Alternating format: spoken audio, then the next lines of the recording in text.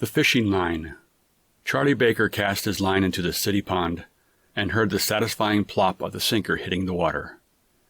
He propped up his pole, went to the large shade tree 10 feet away, sat down, and took out his book. There was little chance Baker could catch anything because that little pond had been fished out by city people throughout the year. When they had nothing to do, they'd bring their whole family and fish the pond.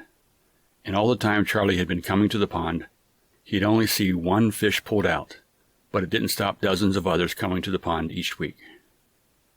Charlie hadn't been reading more than 20 minutes when a uniformed man with a game warden patch on his upper arm approached him. "Afternoon," the warden said. "Afternoon," Charlie said, glancing up at the warden but quickly returning to his book. "Nice day for fishing." "Sure is. Can I see your fishing license?" the warden asked. Charlie sighed. "Nope. Don't got one. Don't need one as far as I can tell. I'm not fishing." The warden looked over at the pole leaning up against his cooler and took out his ticket book. "What do you call that over there?" "A fishing pole. Rod and reel. Cheap ones, though." "Can I see your driver's license?" "Why? Have I done something wrong?" "Are you trying to be wise with me, mister?" "No. Just want to know what I've done wrong." "It is illegal to fish this pond without a proper fishing license issued by the state." "Right.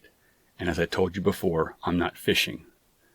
"Just because you haven't caught anything doesn't mean you're not fishing.